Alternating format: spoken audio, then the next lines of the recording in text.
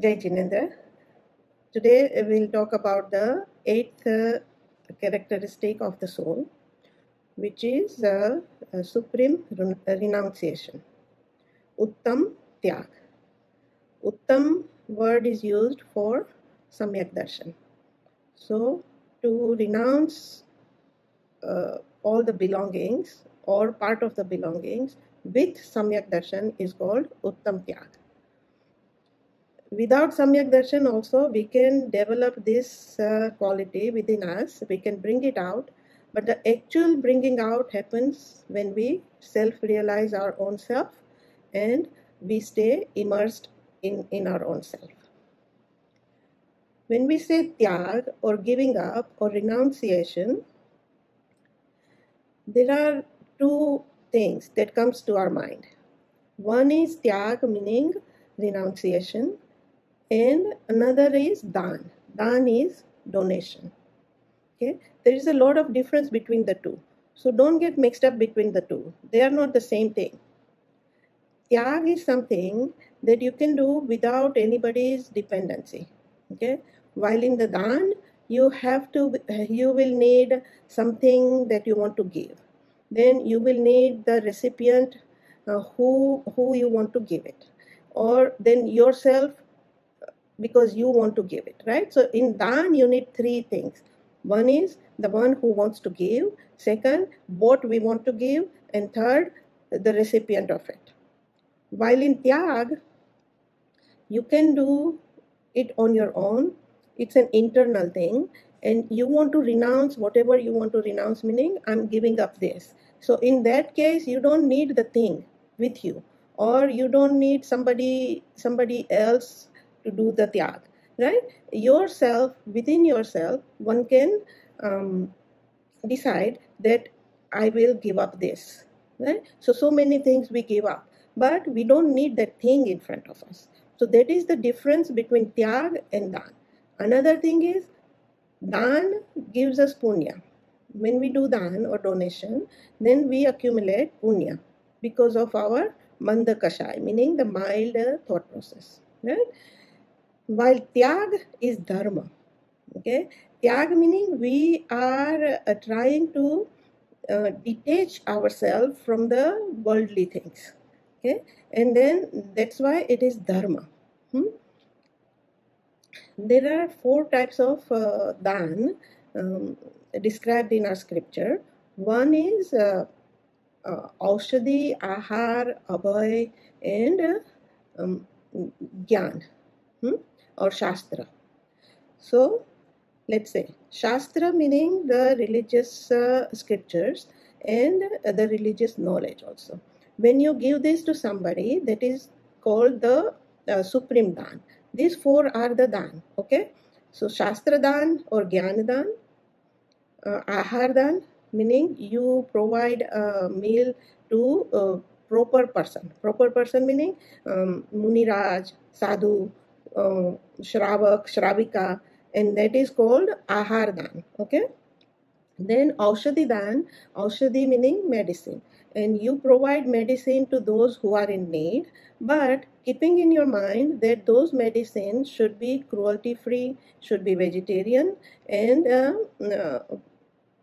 those who are receiving it should be a proper person, meaning to Muniraj, to Shravak, Shravika. When we do that, that is the supreme dan. Okay, so Shastra, Ahar, Aushadhi, and then Abhay.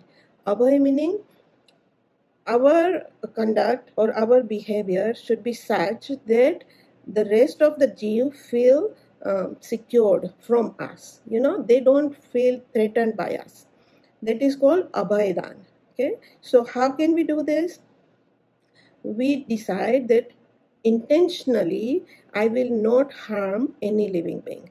If we don't harm any living being intentionally, that means those living beings are protected from us, right? And that is called Abhay dan. Now these four types of dan one should always give. Tyag, you can do tyag of anything, right?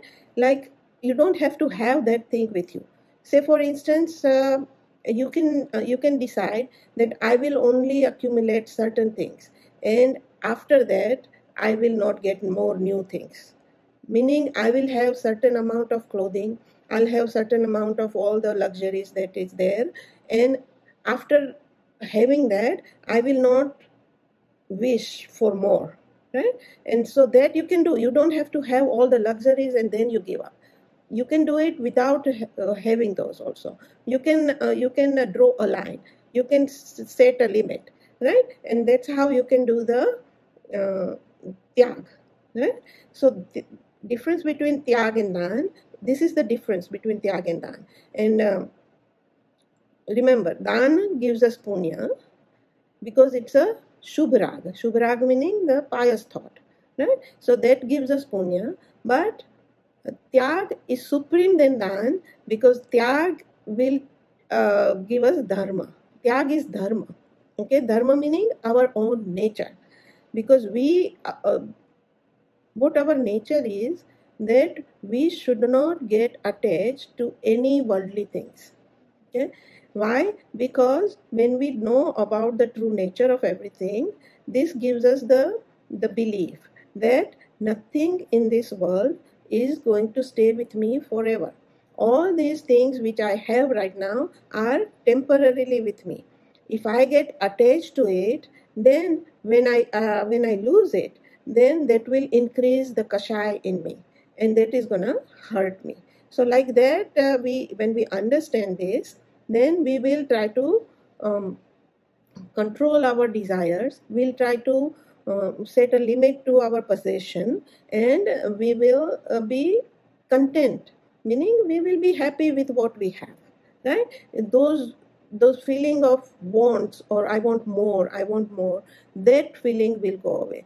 Now remember, whatever one gets, all the belongings in the world, whatever we get or whatever anyone gets, it's because of their own pap and punya.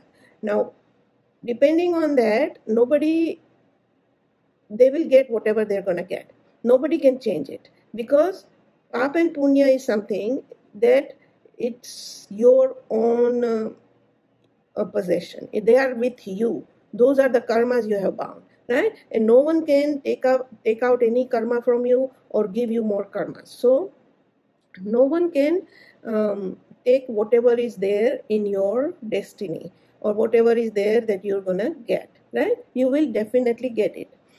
So that's why remember that this desires of getting more and more stuff and having attachment towards it gives us the anxiety, and we will bind lot of pap because of that.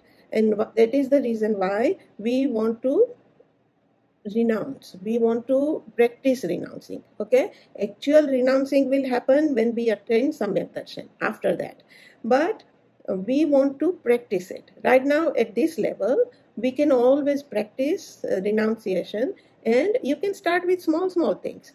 Okay, and stay with it. Okay, so that way you will train yourself. You will train yourself to be content with what you have, right? So always remember that. And another thing is who to give the dan. When you are donating, who you should give it to. Okay, this is very important. Why? Because you should not give a dan or donation to somebody who's gonna use it for wrong purposes. Like if you give money to somebody or some hungry people, here when you see somebody who is hungry and you are giving them the money to buy food, they will go ahead and buy non-vegetarian food, then you are being part of it. Okay, so you have to be very careful who you are giving, what you are giving. If you see some hungry people and you feel like you feel compassionate to give something to them, then give them the vegetarian food. Okay, don't give them money, because they can buy liquor, they can buy meat or any non-vegetarian items, and you become part of it. Okay, so always keep that in your mind and be aware of that. Be alert what you are doing, who you are giving it to, because when you give dan, to the proper person. Meaning, if you give ahar dan to Muniraj, or if you give ahar dan to Shravak Shravika meaning those who are in Pancham, fifth Gunasthan. And when you do that, then you will bind a supreme kind of punya. Okay, when you are giving food to any other people like a layman, then you will mind punya, but that won't be as supreme.